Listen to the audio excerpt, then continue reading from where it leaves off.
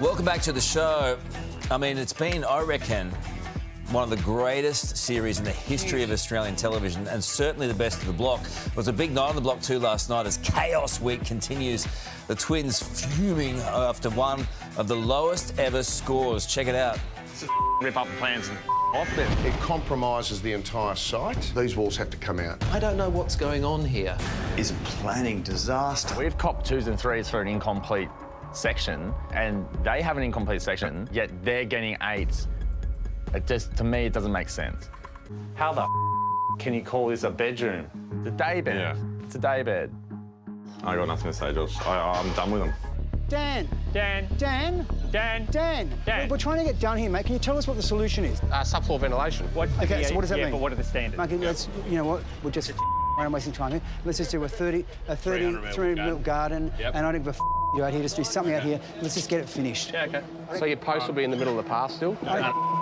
They're focusing all their anger and energy onto Keith and I and blaming us. Nasty, nasty, nasty. For more, we're joined by Scotty Cam in Sydney. Scotty, Wow, the boys, Scotty. they are having an absolute shocker. Look, they had their ups and downs, the boys, but I really like them.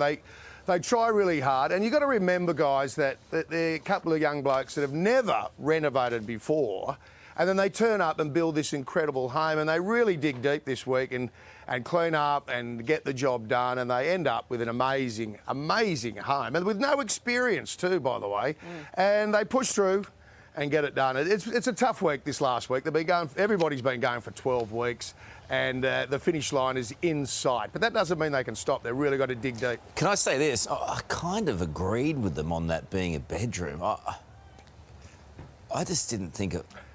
You know what I'm saying? No. Well, look, I think you're right. It's a guest.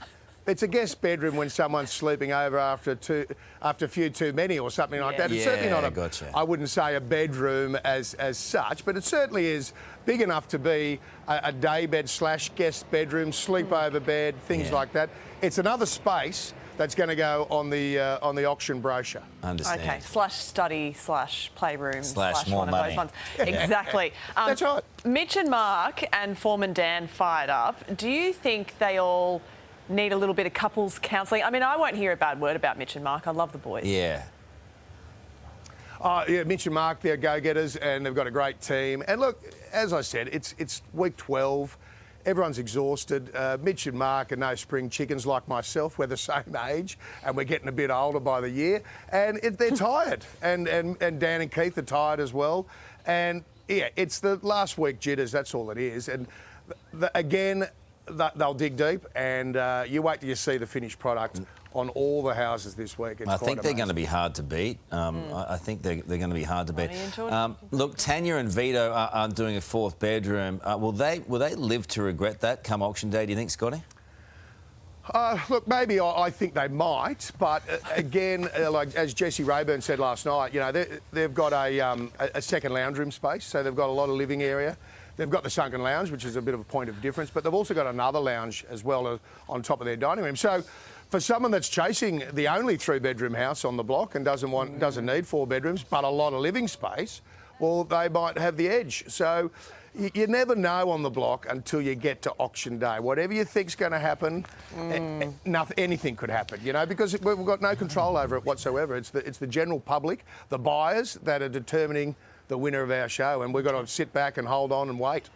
I've got to say my money's on Ronnie and Georgia at this point. They're looking pretty good to me, pretty strong. Scotty, though, I have to bring up something on social media. Yeah. The internet went a little Meltdown. nuts about this. Yeah. You had a bit of a zipper issue the other night. Wow. Can you explain what happened? My grandfather used to say to me when I was a young bloke, do you have a licence to sell hot dogs? And I said, no, why? And he said, well, your stand's open. Oh, wow. Yep, that's what he used to say to me. And just hang on, just... No, I'm all right. Look, my cameraman and executive producer came up to me. We'd done about 10 minutes or about 8 minutes into the Sunday night studio session, and he said, your fly's down. And I went, oh, jeez, what am I going to do? And he said, you want to go back and start again? And I said, nah, let's just keep going. Someone will get a laugh out of that. I don't care. Yeah. Well, as Doesn't my matter. dad used to tell me in the tool shed, you cannot hand a man a grander spanner. back in the day. That's right. Well, that's debatable, Karl.